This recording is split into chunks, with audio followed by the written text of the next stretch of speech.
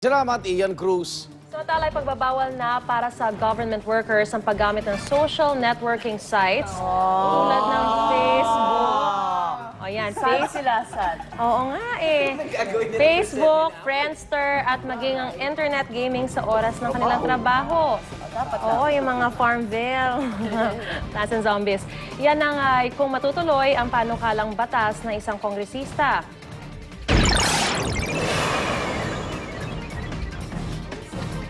Marami sa ating mga kawani, ang ginugugol nilang oras ay ginugugol nila sa Facebook, Friendster, Multiply, at kung ano-ano pang social network sites. Kinakailangan natin i-regulate kasi napakalaking pera ng ating kaban ang nasasayang dahil dito. Pagtataya ni Congressman Miro Kimbo, haabot sa mahigit 100 milyong piso ang gastos ng gobyerno kung bawat isa sa 700,000 kawani nito ay nag-aaksaya ng 2 oras kada araw sa internet gaming at Facebook. At kahit pa mayroon daw itong tulong sa gobyerno, mas madalas pa rin daw itong naaabuso. Ang ending tuloy, hindi maayos na nakapagtatrabaho ang ilang government employee.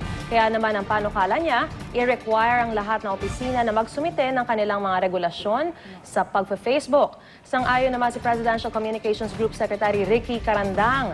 Pero aniya, hindi na kailangan ng resolusyon o batas ukol dyan. Bawat ahensya o opisina naman ay maaari raw maglabas ng guidelines o panuntunan tungkol sa paggamit ng mga social networking site. O, hindi pinagbabawal, i-regulate. Encourage. Kasi mismo si Pinoy at yung communications group niya, in-encourage ka lahat ng departamento mag-Facebook eh. Di ba? Kasi high-tech na tayo ngayon. PNP nga, daming high crime ngayon nahuli dahil sa Facebook yung mga Pero kasi kung suspect. nag-games lang kayo, di ba? Minsan hindi nyo nahahalata oras na yung binibilang. Bahala di ba? ni boss doon sa departamento na tignan kung talagang ginagamit sa trabaho. Kasi malaking tulong talaga yung mga ibang social networking sites. sa atin, di ba? Kahit dito sa atin, kahit Twitter. Ako, I mean, I get yung breaking news from Twitter also, di ba? So, pretty much it's Saka very... syempre marami rin silang mga batas, mga programa ng gobyerno na napaipaparating sa mga kabataan. Sa pag-oras ng trabaho, problema abuso talaga. alisin mo yung Facebook, may text naman sila ng text. Di ba? Ganun din naman pag nagpunta ka ng mga government agencies, makikita mo naman. Text twist. Next week. Yes. Time for everything. I-regulate, pag may trabaho, pag break. At ito pagandahin naman natin ang inyong araw. Formal na ipinakilala ang 24 na nagagandahang kandidata ng 2010 Mutya ng Pilipinas Beauty Pageant. Bawat kandidata todo ngiti at todo project sa pagrampa. Ganda ng bathing suit. Game din sila sumagot sa mga tanong ng media. Iba-iba raw ang kanilang dahilan sa pagsali sa prestigyosong patimpala, pero lahat sila excited. Lalo na para sa mismong Coronation Night sa August 28. Sino ba mag-host niya? Ikaw ba? Sino ba? Hindi ko alam, kasawa mo yata eh. Okay lang ba? Hindi ko rin alam. Okay, ito naman pong good news ulit. Ang pambato natin si Miss Universe Beauty Pageant na si Venus Ra. Ang kasalukuyang nangunguna. Wow! Sa online poll ng Miss U sa kanilang official website. 3.71 out of 5 stars ang rating ngayon ni Venus. Sumusunod sa kanya si Marilisa Gibson ng Valenzuela na may Venezuela City, Venezuela, na may 2.77 stars. Next in line ang mga pambata ng Thailand, Mexico at Guatemala na pare-pareho may 2.75 stars. Paglalabanan ng mahigit 80 kandidata ang Miss Universe crown sa August 23 sa Las Vegas, Nevada. Pwede pa kayong humabol sa online poll at suportahan si Venus. Mag-log on lang sa www.missuniverse.com. Nakatulong daw sa kanya yung nangyari sa kanya sa Pilipinas, yung pagtanggal sa kanya, pagbalik yung controversy. Mas lalo siyang- Tulong daw kasi Mas marami nakisimpatya.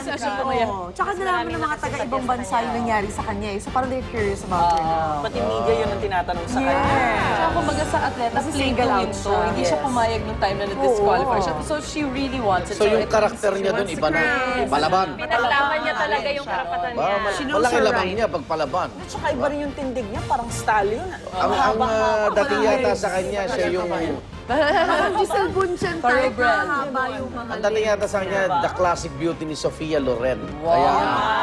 Kaya yung mga ibang kala siya. Pilipina ba yan? Parang Uy, pero pag nanalo siya, ang laking natin sa Pilipinas talaga. Oo. Malaking parangal. Kontuwa na naman yung kaaway niya. Okay. Balita ka pa naman tayo, Pangigan, kung sa Moscow, Russia, problema po ang usok dahil sa kaliwat ka ng wildfires. Sa Madrid, Spain naman, perwisyo ang alikabok na galing pang Sahara Desert sa Africa. Apektado na tuloy ang kalidad ng hangin sa Madrid Kaya naman ang mga residente pinayuhang huwag muna lumabas ang bahay kung di kailangan. Lalo na po yung mahina ang baga tulad ng mga may hika. Huwag na rin daw mag-ehersisyo sa open air, yung jogging-jogging. Ayan. Dahil ano yan, inhale, expire.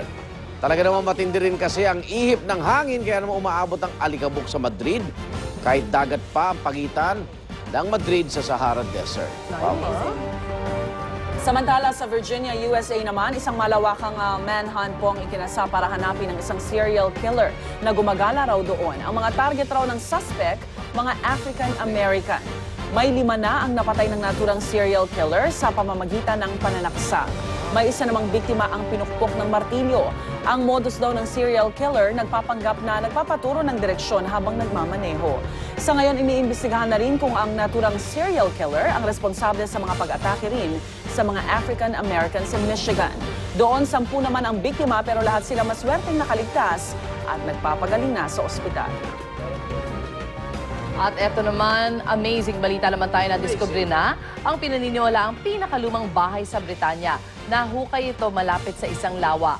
3.5 metro lang ang lapad ng pabilog na bahay na gawa raw sa troso.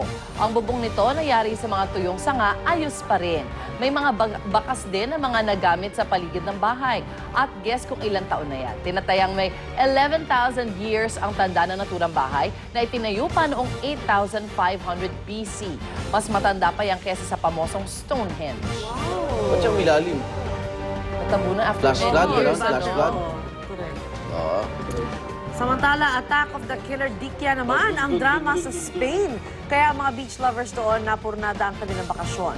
700 na nabibiktima ng mga dikya mula sa iba't ibang beach resorts sa Spain. Hindi pa matukoy ang uri ng mga jellyfish na umaatake doon. Napawang maliliit na klase ayon sa mga otoridad. Pero sa ilang beach sa Spanish northern coast, mga Portuguese man-of-war jellyfish naman ang naglipa na. Kaya pinapayuhan ng mga beachgoer na magdoble ingat. Di ba meron tayo dito anti-dikya bites na SPF binibenta? Kaya ba yan? Kaya kaya yan? Paihi Ang lang dami-dami yan. nangyayari sa Spain. Pupunta pa naman ako doon this weekend. Oh, cancel mo na. Balik bayan ka doon. Magdala ka ng Portuguese man-of-war. Sa Valenzuela ka na lang mag Alright, kung may nagtatagumpay minsan, may sumasablay din. Sa Poland, nabigo ang mahigit 100 skydivers sa kanilang record-breaking attempt. Ang babasagin sana nilang record, ang paggawa ng pinakamalaking formation ng skydivers habang nasa ere, na kasalukuyang nasa 99% formation. At para matupad ito, dapat lahat sila magkakapit kamay habang bumabaksak sa lupa bago buksan ang kanilang mga parachute. 5 eroplano ang sinakyan ng 104 skydivers para sa record attempt, pero lahat sila luhaang bumalik sa lupa. Hindi pa naman daw tapos ang laban dahil may one last try pa sila bukas. And then the following day. Siguro mahangin masyado, no? Kaya hindi kumapit. And Kasi it's also something na parang you can't keep practicing all the time either, di ba? It's very costly. Very costly.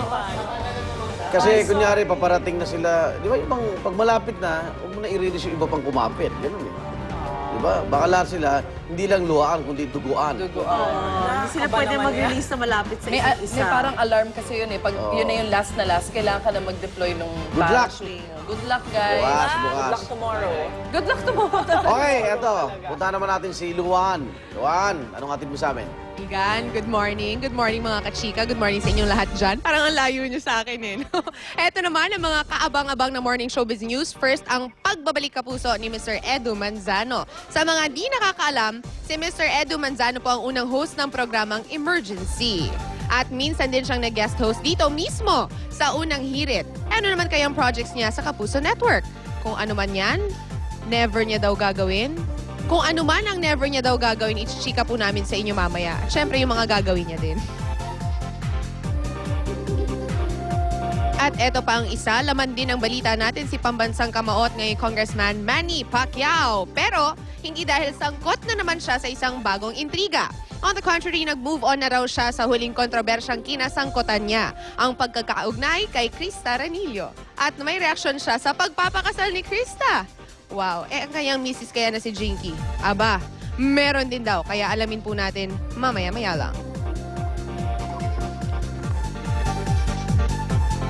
Narito na po mga igan, ang hirit panahon ni Love and Fair. Love. Maraming salamat, Igan. Eto na po, mula sa Pag-asa ang ating hirit panahon, Visayas at Mindanao. Kayo po ay makakaranas ng tinatawag nating Intertropical Convergence Zone. Ito po yung hangin mula sa Northern and Southern Hemisphere na nagsasalubong po sa Equator. Nagdudulot po yan ng ulap at ulan. Kaya po ang Visayas at Mindanao, magkakaroon po kayo ng maulap na kalangitan na may kalat-kalat na ulan, pagkidlat at pagkulog. Ang Metro Manila naman po at nalalabing bahagi ng Pilipinas, magkakaroon naman ng bahagya hanggang sa maulap na kalangitan na may pulo-pulong pag-ulan, pagkidlat at pagkulog. At ang ating pong sunrise ay 5:42 a.m. ngayong umaga at ang ating pong sunset ay mamayang 6:21 ng gabi. Narito naman po ang mga temperature and weather conditions sa iba pang bahagi ng Pilipinas at dahil dyan, happy birthday Jan Francis Seva. Yan po muna ang ating update.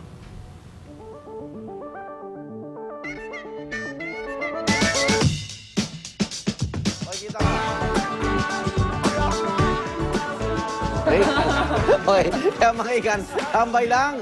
Kasama na, good morning ka muna dyan. Good morning po mga kapuso. Yan, dito lang sa inyong paboritong barkadahan. Ito ang Unang Hirit! No more teachers and no more books. I got a kiss under the bleachers, hoping that nobody look. Lips like licorice, tongue like candy. Excuse me, miss, but can I get you out your pants?